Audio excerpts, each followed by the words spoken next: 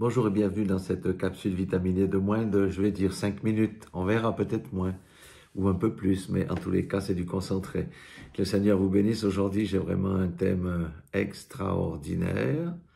C'est les clés de la victoire. Et pour ça, je vais vous raconter une histoire qui s'est passée dans l'Ancien Testament au temps du roi Josaphat. Le roi Josaphat était un roi qui vivait tranquillement, mais un jour, il y a les gens de Moab, les gens d'Ammon, les Moabites, les Ammonites et les gens de la montagne de Séhir qui se sont levés pour détruire son royaume. Et c'était vraiment une multitude. Et quand les sentinelles ont vu ces multitudes approcher, ils ont avisé le roi et ce fut une grande frayeur quand ils ont constater l'ampleur des dégâts, entre guillemets, de dire mais comment on va faire, nous on est comme des sauterelles ici, ils sont tellement nombreux qu'on a zéro chance de pouvoir survivre. Alors qu'est-ce qu'ils ont fait?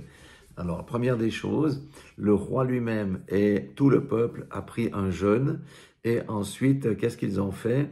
Ils ont rappelé à l'Éternel sa puissance, sa gloire, toutes ses victoires, etc. Ensuite ils ont posé le problème et ils ont fait leur requête. Et je vais lire dans 2 Chroniques chapitre 20, le verset 12. Là, c'est spécifiquement ce qu'ils demandent. « Ô notre Dieu, n'exerceras-tu pas tes jugements sur eux? Car nous sommes sans force. » Donc, ils ont reconnu devant cette multitude nombreuse qui s'avance contre nous et nous ne savons que faire, mais nos yeux sont sur toi. Alléluia. Donc la solution, ils ne l'avaient pas en eux-mêmes. Ils ont été chez Dieu, mais ils ont respecté un certain protocole parce que la situation l'exigeait. Et le Seigneur a répondu au travers de la bouche de Jacaziel au verset 15, il a dit « Ainsi vous parle l'Éternel, ne craignez point, et ne vous effrayez point devant cette multitude nombreuse, car ce ne sera pas vous qui combattrez, ça sera Dieu. » Et il a répété la même chose. Et il a dit, vous n'aurez point, au verset 17, à combattre dans cette affaire. Présentez-vous, ça veut dire allez au-devant d'eux. Il y a quand même quelque chose à faire.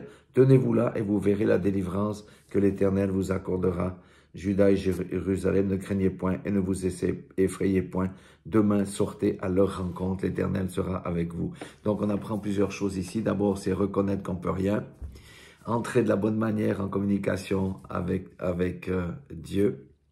Et surtout, ne pas fuir.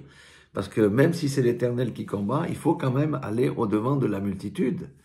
Et c'est comme ça que la gloire de Dieu s'est vraiment manifestée. Je vais lire aussi une deuxième parole qu'on connaît bien dans Matthieu 21, 21. Si vous avez de la foi et que vous ne doutiez point, non seulement vous feriez ce qui a été fait à ce figuier. Vous savez que Jésus avait maudit le figuier en une nuit, ce figuier qui ne portait pas de fruits.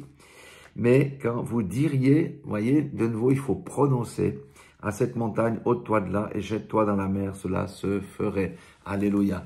Des fois, nous nous trouvons dans des situations très scabreuses, très difficiles, insurmontables. Eh ben, il faut pas rester dans cette situation, il faut s'approcher de Dieu. C'est ça la clé de la victoire. On s'approche de Dieu. Si la situation l'exige, on fait un jeûne. On rappelle à Dieu qu'il est le Dieu puissant, qu'il est le Dieu des victoires. Parce qu'en confessant ces choses, notre foi augmente. On lui rappelle tout ce qu'il a fait de glorieux. Ensuite, on dépeint la situation et on fait notre requête, on ouvre notre bouche. Parce que oui, le Seigneur peut lire dans les pensées, mais il veut qu'on ouvre notre bouche. C'est la même chose avec le figuier. On doit dire à la montagne, montagne, ôte-toi de là et jette-toi dans la mer. La montagne, c'est quoi? C'est quelque chose d'insurmontable qui survient dans notre vie, quelque chose de difficile, un grand obstacle. Et lorsque nous disons, montagne, ôte-toi de là, jette-toi dans la mer, ou problème X, c'est pas nous qui réglons le problème. Nous permettons à Dieu de régler le problème qui nous occupe. C'est comme eux, ils ont ouvert leur bouche, ils ont posé leur truc et le Seigneur a dit, c'est moi qui vais faire le travail. Parce que nous n'avons aucune puissance intrinsèque. Donc, la clé de la victoire, c'est se confier en Dieu avec foi, avec foi, avec foi. Et pour ça, il faut faire des proclamations.